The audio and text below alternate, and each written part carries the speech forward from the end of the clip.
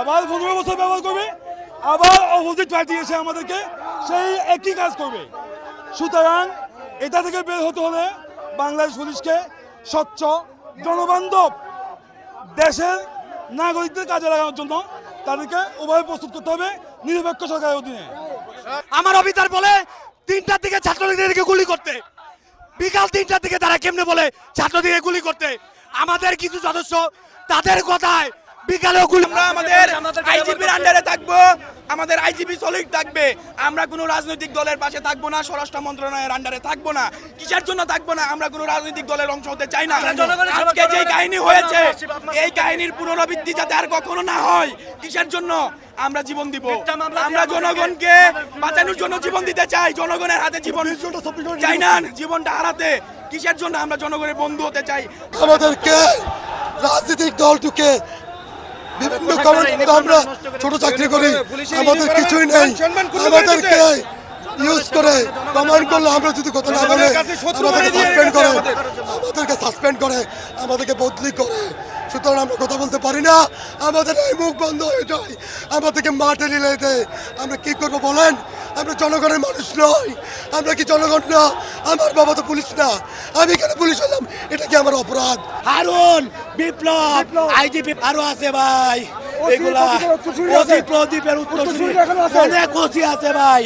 এইগুলা চট্টগ্রামের 16 থানার মধ্যে যারা মিথ্যা মামলা রুজু করছেন, 16 কোটি মানুষকে, আমাদের 16 কোটি মানুষের বন্ধুকে 70 পরিণত করছে, তারাই আমাদেরকে মারছে।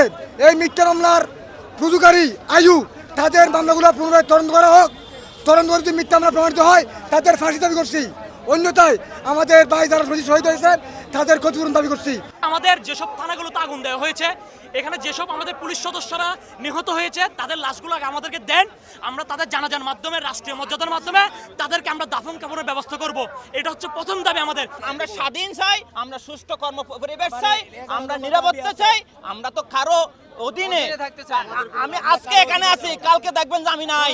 কোন পক্ষে? আমরা তো তার ক্ষতি করি না। আমি কনস্টেবল, আমার পক্ষে একজন মানুষকে ক্ষতি করে কখনোই সম্ভব না। এই নির্দেশদাতাগুলো কেন আমাদেরকে এভাবে ফেলে রেখে চলে গেছে? যারা যাদের নির্দেশ দিয়েছে বিধাতে আমরা এই কাজগুলো করছি, বা আমাদেরকে বাধ্য করছে, ফায়ার করতে বাধ্য হয়েছি। বা আমার তো জীবনের মূল্য আছে না ভাই, আমার ফ্যামিলি আছে, আমার পরিবার আছে। এখন বর্তমান সিচুয়েশন এমন, আমার পরিবারই নিরাপদ না, আমার পুলিশ কোনো ফ্যামিলি নিরাপদ না।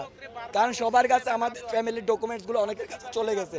থানা লুটপাট হয়েছে, বিভিন্ন অফিস আদালতে হামলা হয়েছে, ওই ডকুমেন্টসগুলো অনেকের কাছে চলে গেছে। এর প্রেক্ষিতে আমাদের পরিবারই সেফ না। আমরা এখন যাবো কোথায়? যারা শহীদ হয়েছে তাদেরকে রাষ্ট্রীয় মর্যাদায় দাফন করতে হবে।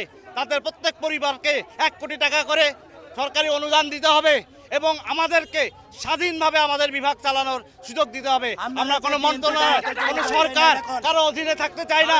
আমাদেরকে আমরা এখানে দীর্ঘদিন চাকরি করি, বিএনপি আমাদের অনুসারী বলে আমাদেরকে ভালো জায়গায় চাকরির সুযোগ দেয়নি, আমরা বঞ্চিত, আমাদের প্রমোশন দেয় না।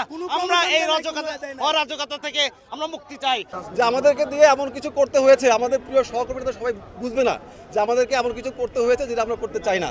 এই জন্য আমরা এমন একটা সিস্টেম চাই আমাদের সবার স্বার্থে, আমাদের সকল স্তরের সহকর্মীদের স্বার্থে ভবিষ্যতে এমন একটা সিস্টেম চাই যাতে আমাদেরকে আর অন্যের প্রভাবে অন্যায় করতে না হয়। আমরা যেন সম্পূর্ণ আইন অনুযায়ী কাজ করতে পারি। কোনো অবস্থাতেই সরকার আসবে, সরকার যাবে, এটা একটা স্বাভাবিক প্রক্রিয়া।